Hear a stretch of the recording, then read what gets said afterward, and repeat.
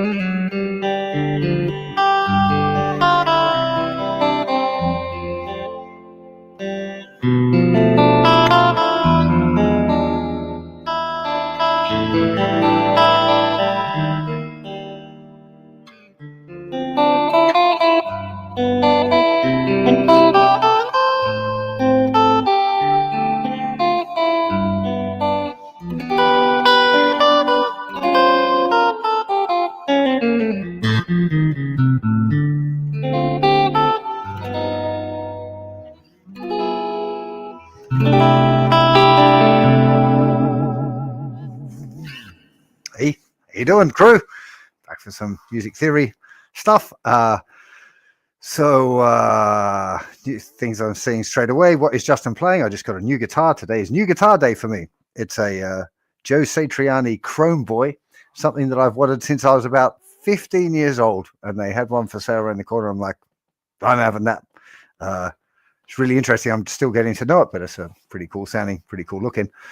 I just played a little arrangement thing I've been playing around with for Alice in Wonderland. It's kind of a jazz standard thing. It's got really nothing to do with today's lesson, except you can make pretty funky chords with the stuff that I'm going to take you through today. So it's going to be a lesson about manipulating chord shapes. And this was something that I didn't learn until way late in the game. And I always used to wonder, I'd see these chord books, or I had a couple of chord books that, had 1,000 chords. And I'm like, how do people remember all these chords? Like, it doesn't make any sense. And I couldn't really understand how people could memorize so many different chords, because I guess I just wasn't that good at memorizing things. I was like, it just doesn't make any sense. Now, when you think about all of the chords that you might find in a chord book, you can divide it by 12 straight away, because a chord book will have G and G sharp and A sharp and whatever.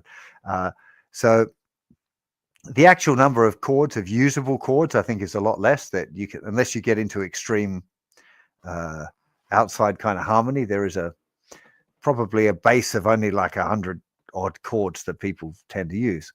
But even still, remembering that many can be a little bit challenging. So what I want to take you through today is how if you think about chords in terms of the value of their notes, the function of the notes in the chords that you play, you can learn to manipulate those chords and turn one chord into lots of different chords.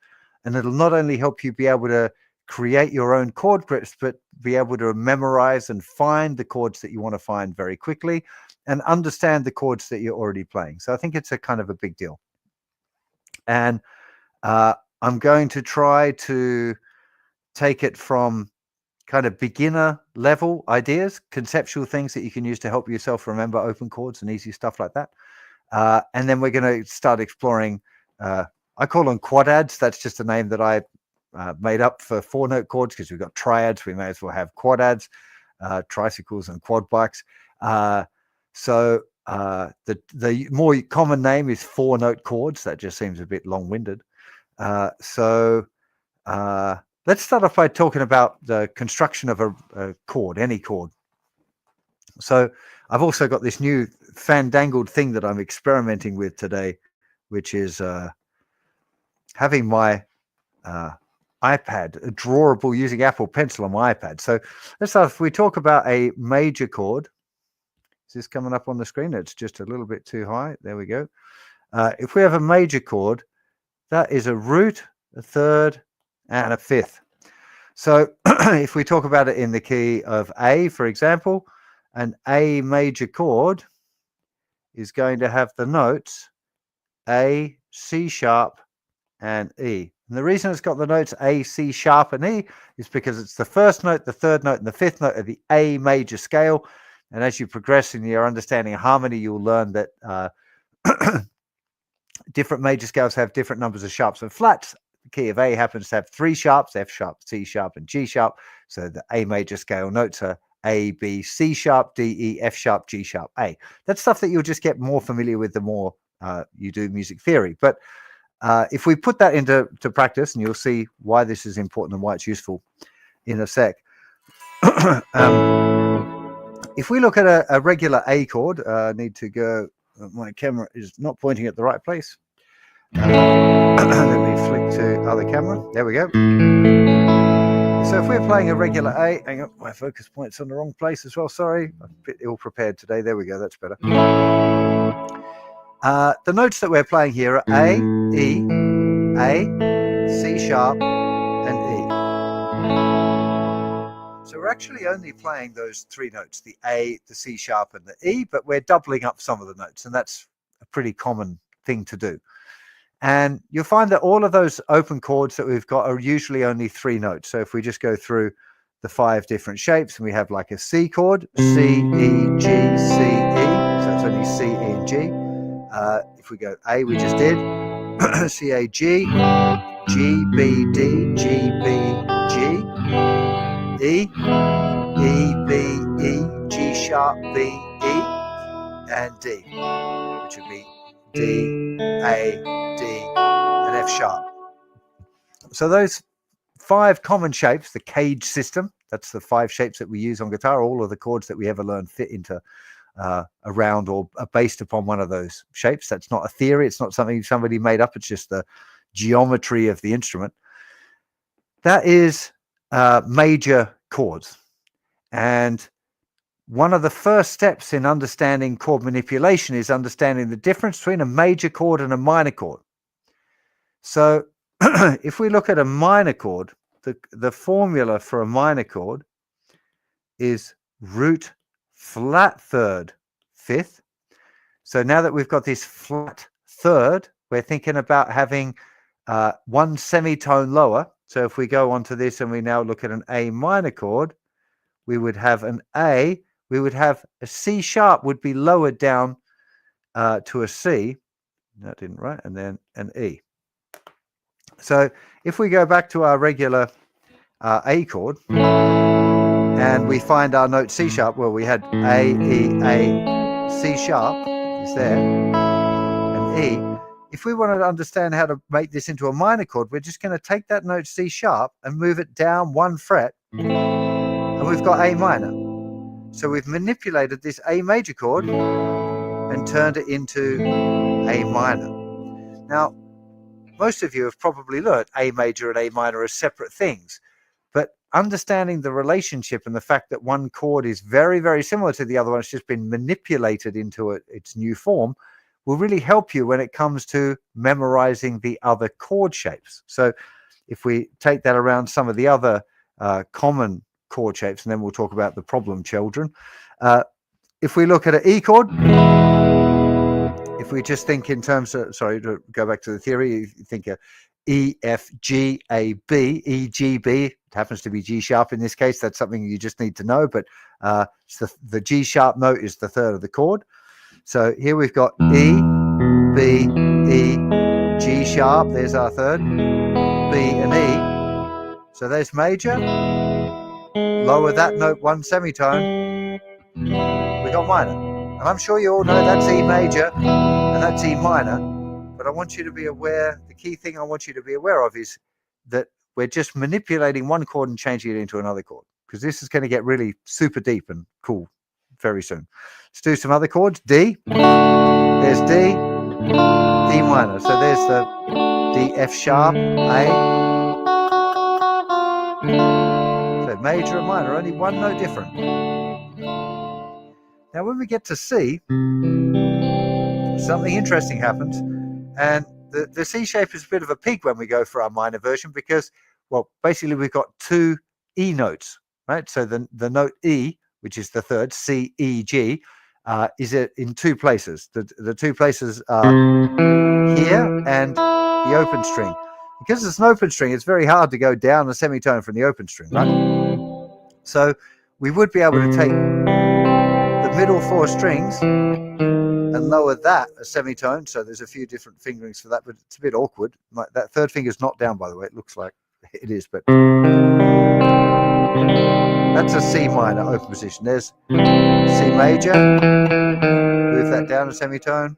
It's well awkward. You could play it like that without the root note, but you can see it's a little bit of a pig, that one, isn't it? The C minor, the C shape minor chord is very awkward. That's why we don't have it. Often people wonder why when they're learning guitar, you learn A minor, D minor, E minor, but you don't learn C minor and G minor straight away. There you go. See? So if we do the same for a G chord, the note B, sorry, I need to use that G chord. There's the B, that's the minor. It's an open string again. G, B, D, G, D, G, B, G. So to lower that note, a semitone, because it's an open string, we'd have to move it to here, right? So if we're going to play this, then we don't want to play that note, so we'd have to play like that G, like this. But now we're into kind of bar chords, because we're having to cover a whole heap of strings. You could end up probably playing the G minor like that. So the G-shaped minor chord is also a bit of a pig. Kind of exists. Don't tend to use it a whole lot, but it's important to understand that it's there and that we can use it. So just on a most basic level, having some understanding of a triad, a major chord, and knowing that we can lower the third of the chord by one semitone means that you will have an easier way of memorizing all your minor chords if you haven't already. I suspect for most people this is, fairly basic stuff. Before I move on to anything else, is there any questions on that? Is everyone kind of cool with this idea that we can transfer a major into a minor chord? You have to be quick, otherwise oh, and that's a bit weird. You see when I open my iPad, you get to see my picture of my family and me on holidays. That's a little bit weird. Anyway, I shall make sure that doesn't happen too often anymore. So let me just make a new layer here and turn off that old layer. There we go. So let's look at a slightly more interesting version of that. Has everyone heard of a suspended 4 chord? So a suspended 4 chord has a root, a 4, and a 5. So the major was root, 3rd, 5th. So the 3rd is moved up to a 4th, which is a semitone higher. So if you take any of the chords that you've learned already and you find the 3rd of the chord, the note that you changed things into major or minor, you can go one semitone higher and you end up with a sus4. So we're increasing our bank of chords again quite drastically.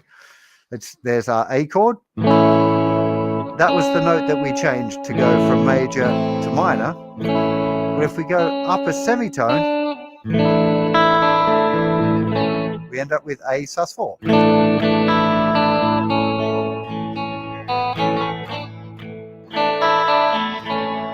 On D chord, There's the note we play, D major, D minor. There's D sus4.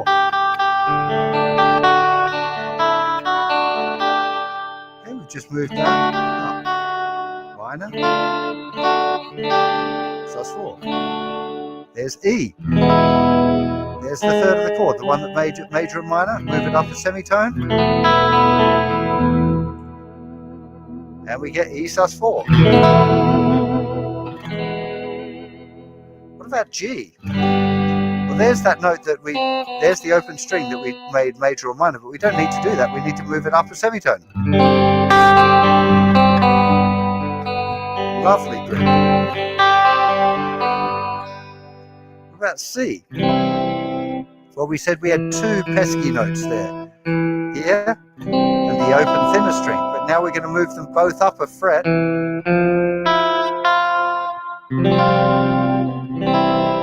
So there's C sus to C.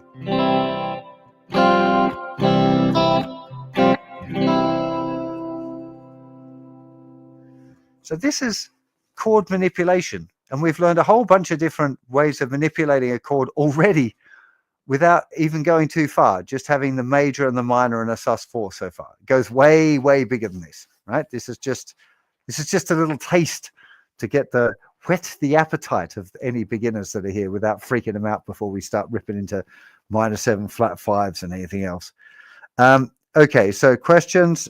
Why not play the G minor as a bar at the third fret? Yes, you would. You would, but that's a bar chord, so it's not an open shape. It's not an open chord shape when we're playing bar chords. Yeah, you can do. Just beginners won't generally be playing bar chords. That's all I was meaning. Dave says, but do you ever use the open C minor? Or if not, what do you use when playing open chords? So I would normally move to a bar chord. So if I was playing a Beatles song and it went G to C minor, I'd move to a C minor bar chord, right? I have done like, this is going to a minor.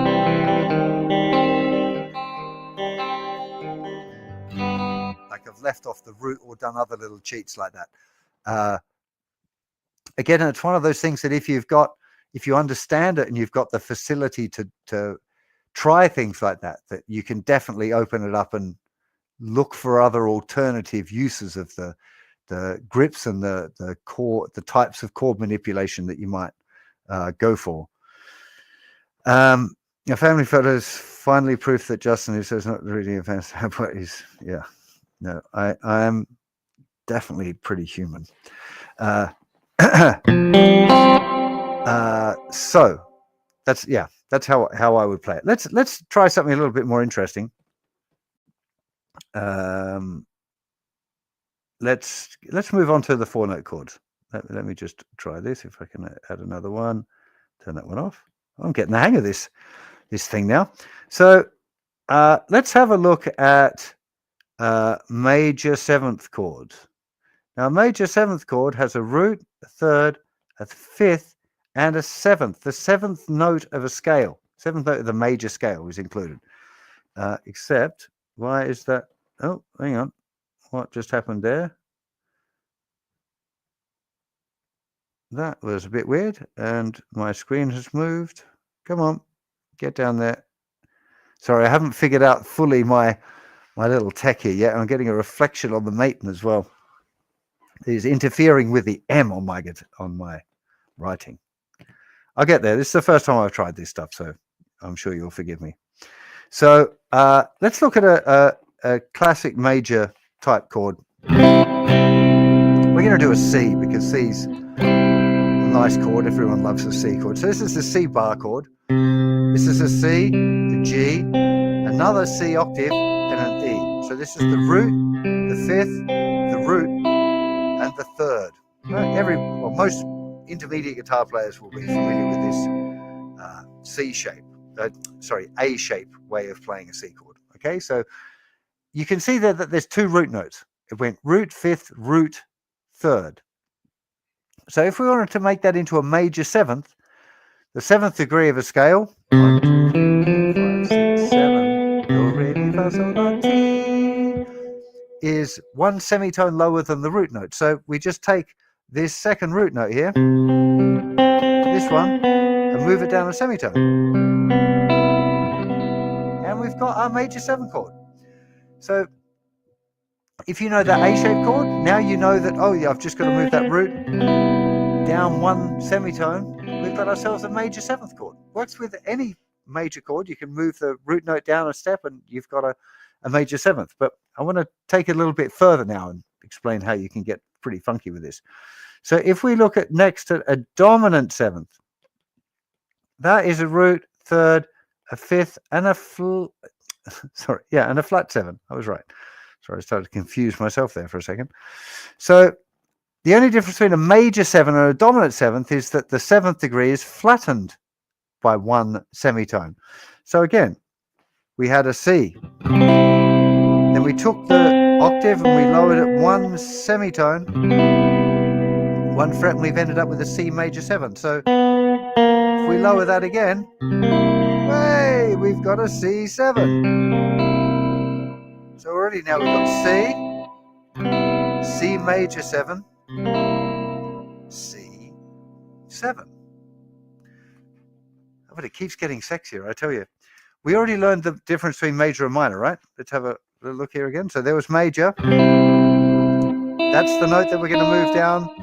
There's C minor. Hey, major, minor. Most people learn those 2 shapes. It's not particularly hard. Sorry, I've got a bit of a dry throat going on. Let's look at our next chord, a minor 7, which is root, flat 3, 5, flat 7. So now we've got the flat 3rd, which we knew about before, added into our dominant 7th chord. So there's our dominant 7th, our C7.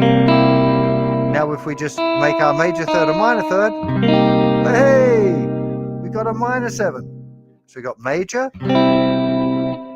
7, dominant 7th, minor 7. And you know what? It keeps going. What if we have a minor 7 flat 5 chord? It's more common in a jazz kind of context, I suppose. But minor 7 flat 5, sorry, that writing's a bit messy, is going to be root, flat 3, flat 5, flat 7. Okay, so it's just it's as the name said, it's a minor 7th chord with the 5th flattened by one semitone.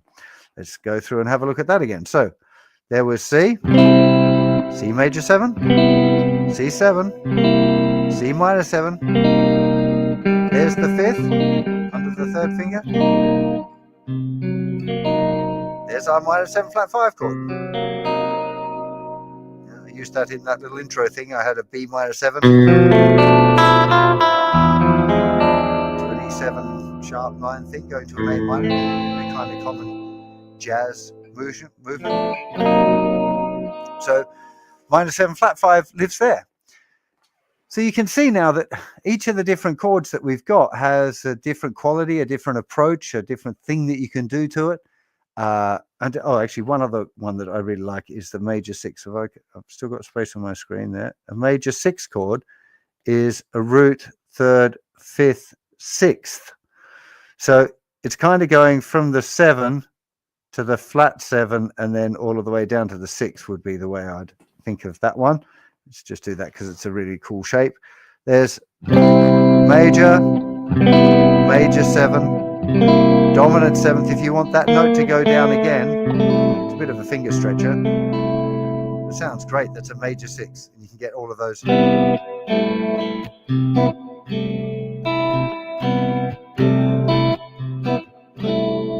Commonly done here.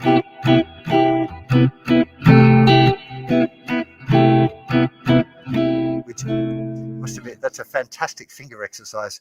Let me just show that to you actually because it's a really good. Let's keep it in C.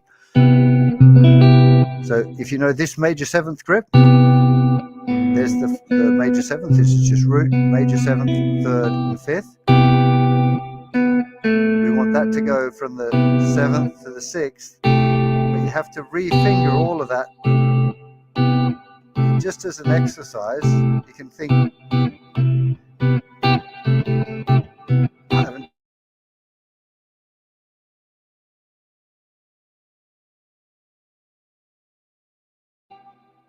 but that's just a little add-in thing that you might want to muck around with if you're playing a bossa. But hopefully you get the idea that we've got all of these different ways of manipulating a chord shape to turn it into all of these other different chords. And it works. The same thing works in other shapes. Not everyone. The C and the G are a bit of a pig, but if we take it to the E shape, there's a regular major. I'm just going to be using these notes here: root, root, third, fifth.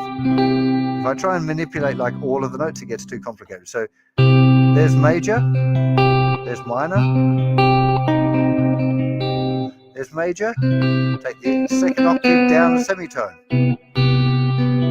There's major 7. Move it down again. There's dominant 7th.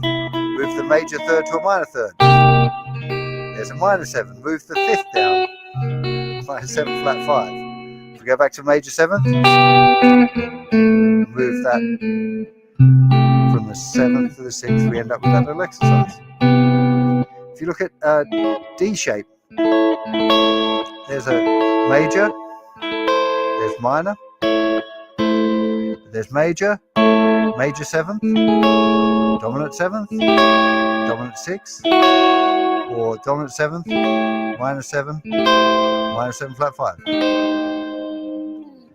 Now, the C shape and the G shape are definitely possible and worth exploring, but they're definitely not as easy under the fingers, and they take a little bit more thought and perhaps some preparation as well. They're definitely not I would recommend that you work on manipulating the A shape, the E shape, and the D shape first of all, and get confident with the idea and the way it works before you start trying to manipulate the C shape and the G shape, just because they're not as friendly.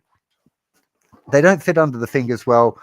Where the positioning of the note where they're doubled can be problematic for easy fingering, so you have to start making bigger choices about which notes you play and which ones you don't, which is not necessarily a bad thing.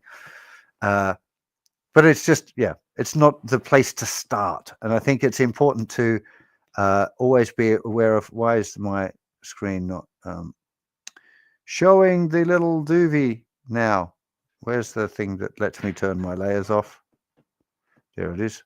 Sorry, I'm only new to this. I've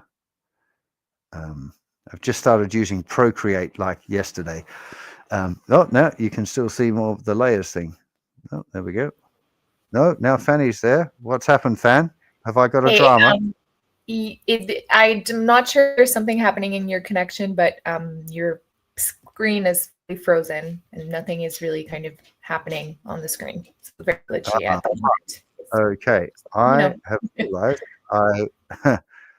I had not muted. Oh no, my Dropbox is okay. Okay. Is it improving now?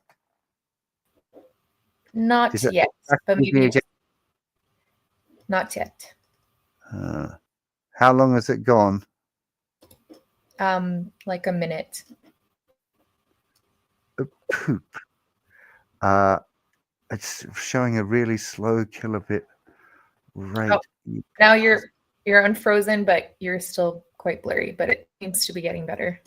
Yeah, okay. I don't know what else I can do here at this point. My Dropbox is definitely not uploading anything. Let me just say it'll pause until tomorrow. Anyway, sorry about this, guys. It's a bit frustrating with my internet connection here. That's what I get. That's what I get for living in the countryside. See. Let's see. Pixelated but workable. I just don't understand what happens with StreamYard with this thing, because I uploaded a YouTube video earlier today and I had 2 meg upload speed. It was like, it was killing it. And then I go to this StreamYard thing and it's just like, I feel like it's getting throttled, and I don't know why that would be the case. Let me just run a quick Google speed test, because I'm just, So when I run a Google speed test, it's showing insane levels of speed. 85 meg download. and it's just jumped it to 2 megabits a second upload. Why would it be stopping me from doing? Yeah, should be plenty fast enough, but it's not liking me streaming here. There must be some. No, it's not somebody using the same router. I don't like it when things like this go wrong. I don't understand why it's doing this. Showing like 17 kilobits upload speed. I am not knowing these things. Why is you doing this to me? Full definition 1080p. Okay, I will keep on going. I'm just trying to think what I can do to show my ISP that they're somehow throttling me. Anyway. Okay. So let's get some questions now. So what I've talked about so far is the crux of the whole thing, is taking a chord, and rather than always trying to think of learning loads of different new chords, it's being aware that nearly all chords are going to be manipulated somehow from one of those 5 shapes. And things get more complicated when we start adding more notes as we go along. So once we start doing 9th chords, 11th chords, 13th or whatever, we do end up with a lot more notes. Any of you that have been doing much music theory before will probably be aware already that we can't actually play a true 13th chord on the guitar because it has 7 notes and we only have 6 strings. So you have to end up leaving out some notes. That's where manipulation of stuff is maybe less about manipulation and about learning specific grips and ways of utilizing the notes that we've got available. But I think a really solid first step is being able to manipulate these chords that we just talked about before. So Fan has actually started some questions. So let me take those first of all. And I just need a quick drink. Okay.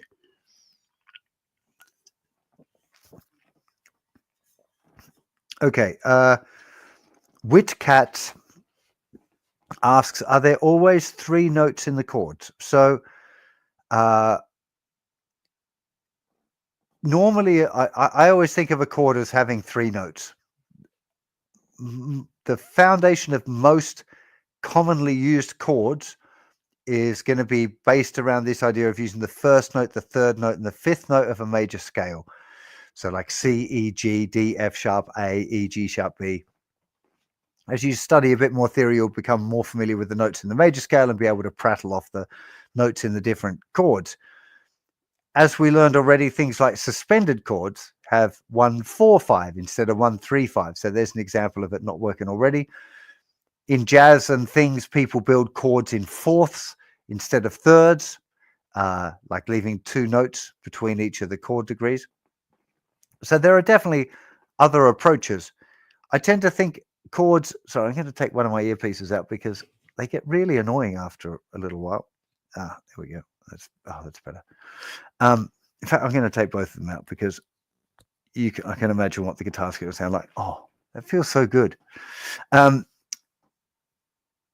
generally think if there's if there's 2 notes, I tend to call it a dyad rather than a triad, like a 2-note chord. So you have dyads, 2 notes, triads, 3 notes, quadads or 4-note chords of 4 notes. I don't think people tend to call quinads or quintet or whatever. I don't think that's a term that I see very often, but most chords are going to have, well, all chords I think are going to have at least 3 notes in them, but the ones, what 3 notes they are could be different. You quite often do things like leave off the bass note as well. So you have chords where there are 3 notes, but one of them isn't the root note. You can do stuff like that. It's a little bit later. But perfectly good question. Thank you, Witcats. Chip says, C7 is the same as C dominant 7th. Yes, C dominant 7th and C7 are exactly the same. It was just decreed at some point in music theory land a long time ago that if you wrote C7, it naturally meant C dominant 7th, probably because it was the most commonly used 7th. And we start looking at music history and the way harmony was used, major sevenths weren't as common, or minor sevenths weren't as common as dominant seventh chords because of this thing called a perfect cadence. A perfect cadence is a dominant seventh chord going to the 1 chord, the dominant seventh on the 5 chord. So you get all of those sort of like.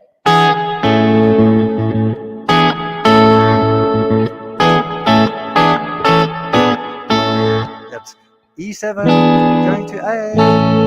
It's got a degree of finality to it, which was very appealing to early musicians. So the dominant seventh, that's my best guess as to why C7 is C dominant seventh. We don't have to write it every time.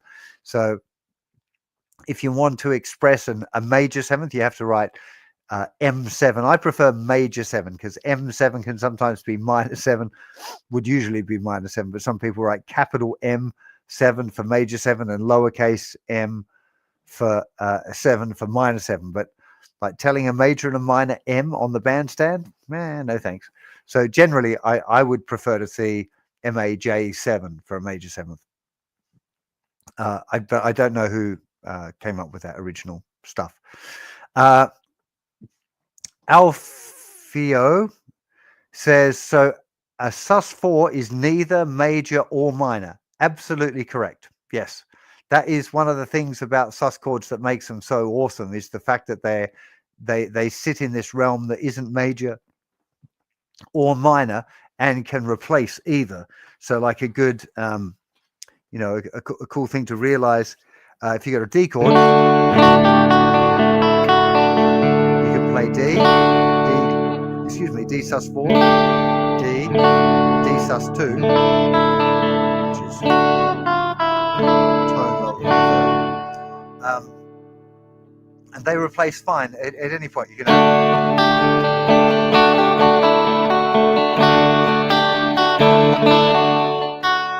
but it also works with a minor. There's D minor, sus2, sus4, back to minor. Very famously.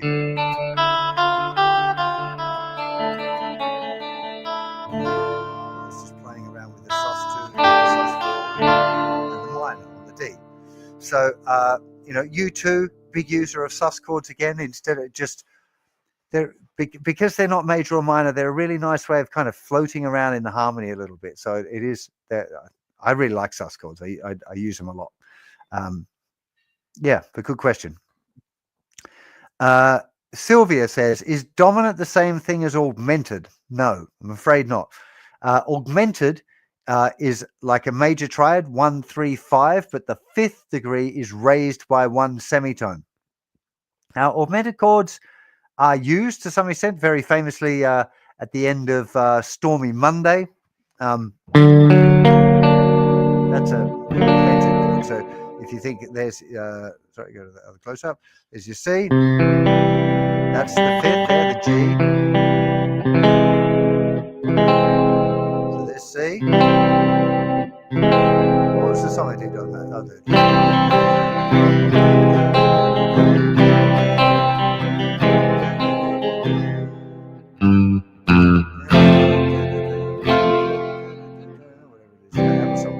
Uses an augmented chord. Major augmented. You can have a dominant 7th with a sharpened 5, or a dominant augmented chord, which would be a jazz thing, like say there's a G7 sharp 5, G7 augmented, which would go really nicely to a major 7. So like D minor, G7 sharp 5 to C, maybe to A7 sharp 5 to D sus, C sus, to G7 flat 9. Getting ahead of myself. But yeah, no, so augmented chords are a major triad with a sharpened 5th, or a raised 5th. Augmented means raised 5th. And you can have things like a augmented major 7th chord, or a major 7 sharp 5. Not a super commonly used chord, but an interesting one.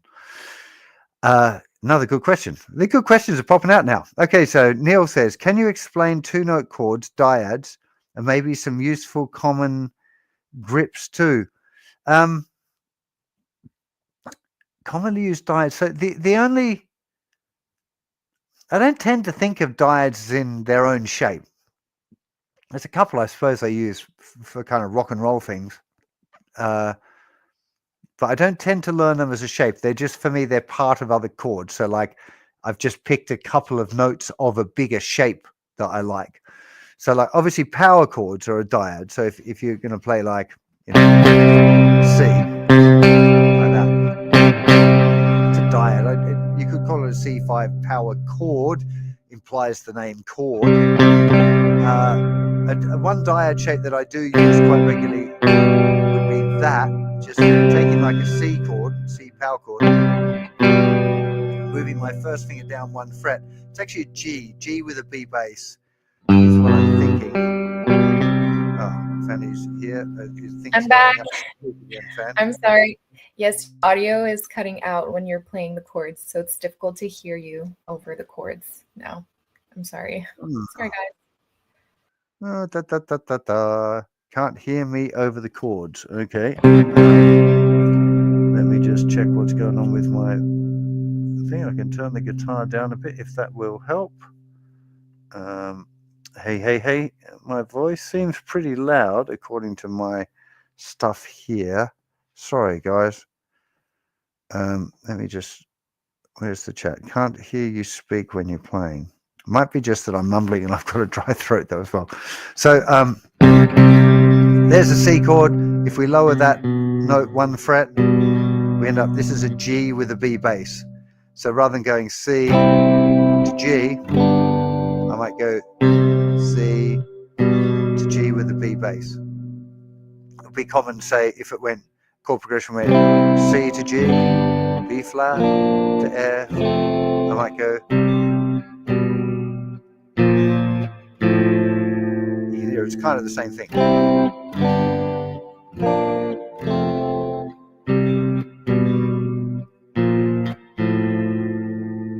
So that's about all I use really for kind of diodes. Obviously, those sort of fourth things which are diodes, I guess there's not another name for them, but yeah, I don't tend to think of them as their own individual shape that I would pay attention to, I'm afraid. Jeff says, is it common to play a seventh chord in place of a triad in a song? That is, play A7 for A. Okay, so so I've got to sit back a bit. My back, I've been going crazy today and my back's a little bit sore. In case you're wondering why I'm suddenly trying to lounge like a weird Playboy. A dominant seventh chord has a very specific sound, and the dominant seventh chord naturally occurs on the fifth chord of a key. If you're doing my theory course, I'm hoping you're kind of aware of this already, but in the key of C, we have C major, D minor, E minor, F major, G major, A minor, B diminished, and C, B half diminished. The 5 chord is G. So if you were playing in the key of C and you hit a G chord, you could play a G7. So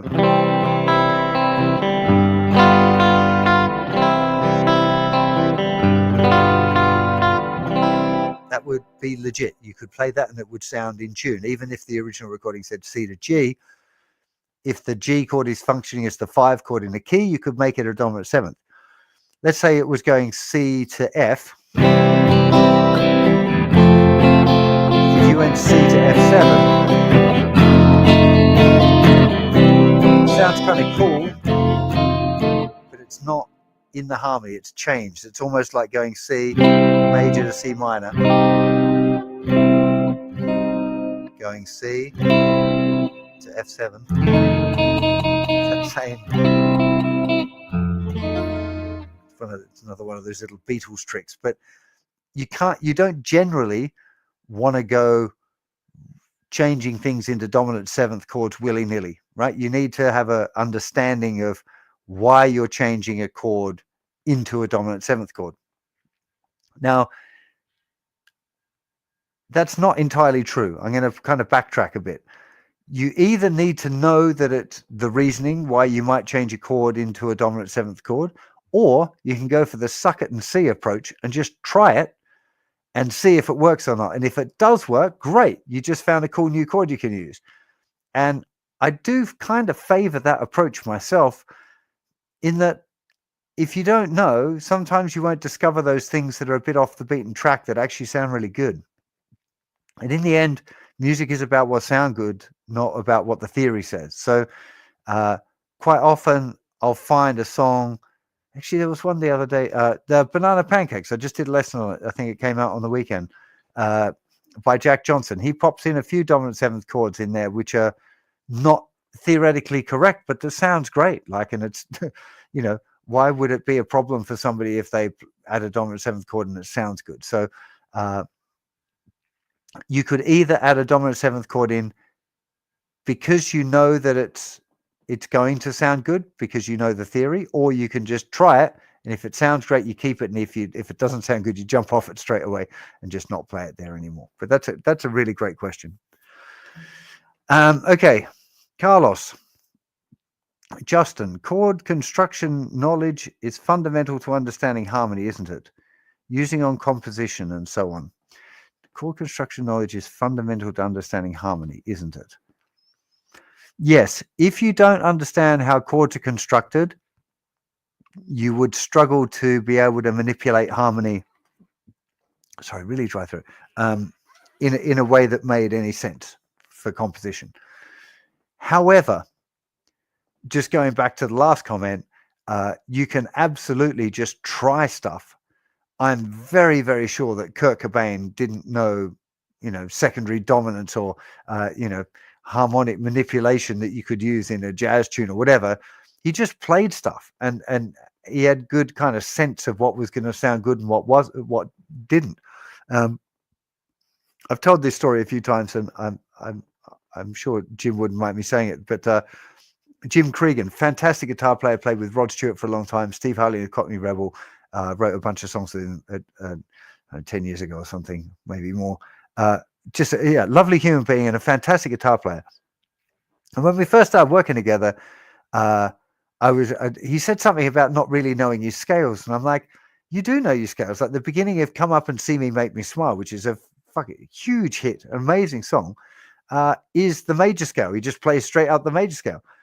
And he's like, oh, they're just notes that sound good together. It's just a scale. He knew it was a kind of a scale, but for him, he didn't know that it was the major scale, and he didn't know it was in a particular pattern or anything like that. It was just for him a group of notes that sounded great together. And this is a guy that's played on the biggest records, way bigger records than me or anyone else who might know more about music theory. So it's a really good proof in the pudding that actually, if you listen and you think about musicality and making music is the goal, you don't have to have the music theory. But you do have to also remember that people like Jim are obsessive about playing guitar, and they play guitar all the time. So if you're a person that plays guitar all day, every day, 8 hours a day or more, you can spend more time learning by trial and error to get to the same result that somebody might learn very quickly understanding music theory. So I think music theory has a really strong place, and it can shortcut, especially for people that are busy or people that don't have 8 hours a day to practice guitar. So, I think music theory is important for the rest of us, but it is very possible to get by without it if you want to or you need to. Excuse me. I should have put more drink down. Okay. Old Guitar Guy says, are sus4 chords used more than sus2? Didn't see those mentioned. I just picked on sus. I did mention sus2. I didn't put it up on the little screen thing. But are they more? They're less commonly used, I suppose, than sus4. Just thinking in general terms, but that's not to say they're not valuable or cool. Just historically, I guess I can think of more songs that use sus4 chords. Sus2 chords tend to be a little bit more awkward under the fingers as well, so that might be a part of the reason why they're slightly less commonly used, but they're perfectly valid. yeah, there are lessons as you progress through my theory course that'll definitely introduce you to sus2 as well as sus4. But I just kind of glazed over it in that first spiel about the chord manipulation, just because I wanted to get through the little 3-note thing and get onto the 4-note chord part, because I feel like that's a bigger or a more practically useful way of realizing how you can manipulate chords in an effective and practical way, rather than trying to memorize them all. So that's that would be why. Megalocally, I'm sure I've pronounced that wrong. Okay, says, when should you use the secondary dominant? Okay, so secondary dominant. We talked before about a 5 chord going to a 1 chord, a perfect cadence. So if you look at the chords in a key and you look at the 5 chord that would go to each one of those chords if it was the 1 chord, then you end up with a series of chords called secondary dominant. I'll give you some examples because they're quite fun. Let's say we're in the key of G, and the chords that we've got in the key of G are G, A minor, B minor, C, D, E minor, F sharp half diminished, which we're just going to leave out for now. So let's look at the first chord, A minor. If A minor was the 1 chord, the 5 chord that would go to it would be based off of here, which would be an E7. So what a secondary dominant means is that if we were playing in the key of G, the G normally would be an E minor. If you remember that, we have G, A minor, B minor, C, D, E minor. But if we're going to an A7, we can go G to E7 to A minor to D7, for example. So the E7 would be said to be the secondary dominant leading to the A minor. Let's go to an even more, because the E is funny because E minor is in the key. E7 is the secondary dominant going to A. If we have, say, B minor chord, if B minor was the 1 chord, the 5 chord going to it would be F sharp 7 going to B minor. So that's a really nice progression, thinking G, F sharp 7 to B minor.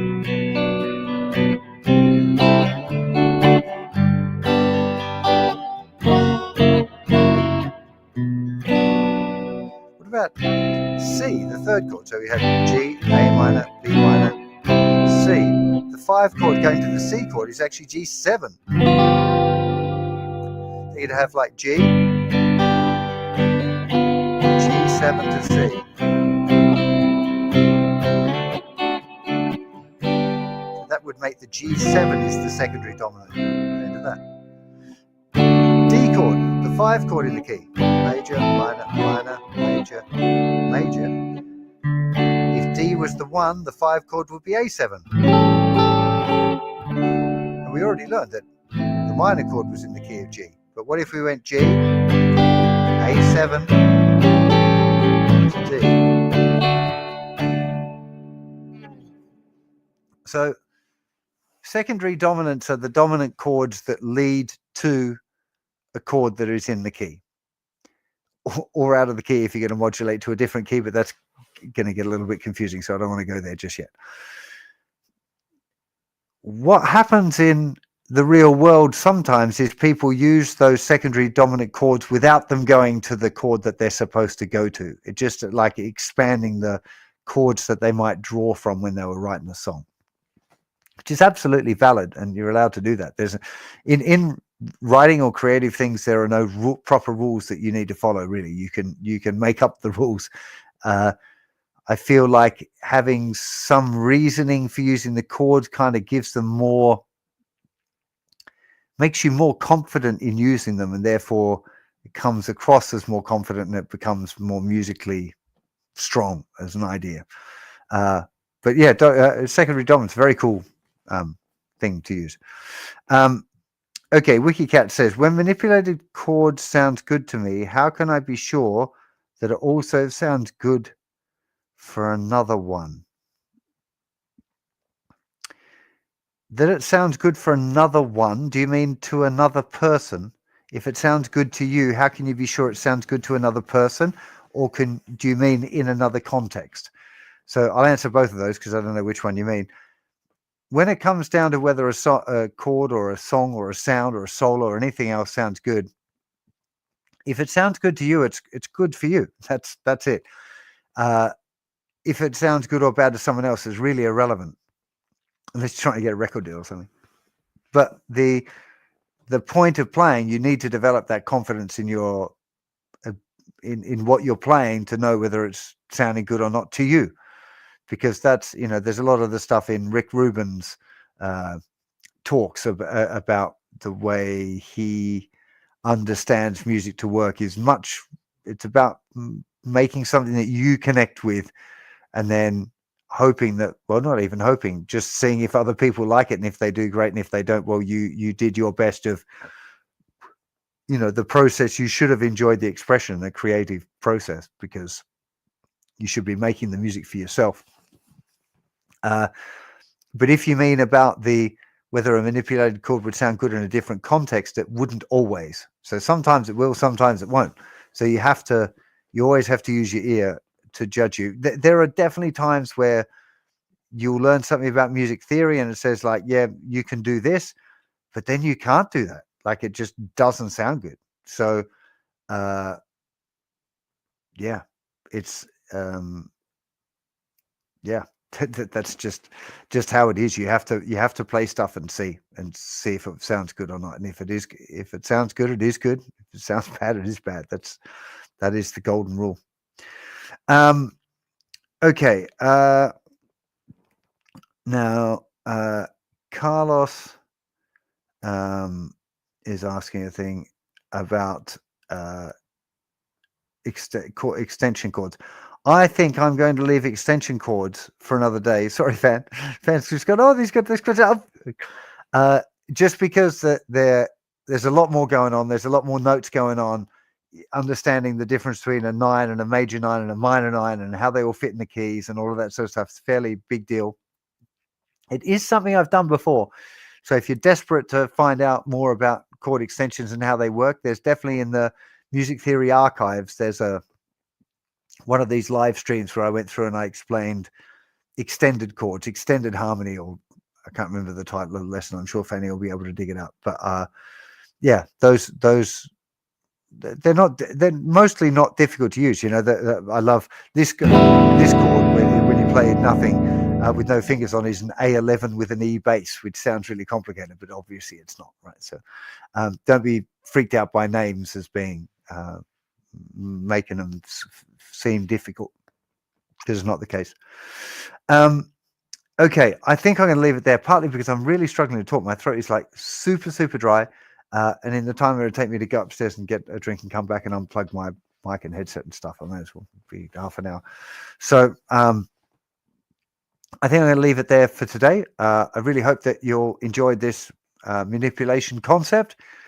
Do try and put it into practice. It is something that's used a lot during the course when I'm talking about different chords and I talk about manipulation, triads and jumble triads and all that sort of stuff. It's about all of those things are relative to the concept, the overall big concept of manipulating material that you know. It actually applies with arpeggios and scales and all of that sort of stuff as well. So it's a pretty big concept if you want to really rip into it. So yeah, I think we're there. Thanks for the well wishes. I don't feel like I'm particularly sick. I mean, I've had a bit of a cold, but yeah, no, I just think I should have brought more water down. That's what's making my throat sore. Anyways, okay. Thank you very much. Big thank you to Fanny. What's going on there? Oh, God. Alarm's going. Take the rubbish out. See, you know, I'm living this life of a niche celebrity, but I still have to take the rubbish out. Hey, love it. Anyways, okay. Have yourselves a fantastic few weeks until I see you again on another one of these. I had a feeling that there was going to be somebody else here today, Fan. Did I misunderstand? Was Lee going to be here today? And he's just not here. Okay. Okay, I just had a feeling like I need to thank somebody else. There was somebody else, and they're like, no, they're not here. They didn't show up. I don't know where Lee got to today. But anyways, yeah, have yourselves an amazing rest of your week. Thank you for joining me. I hope this was helpful. And thanks, Fan, for the moderation and helping prepare everything. And I'll see you all very soon. Take care. Bye bye.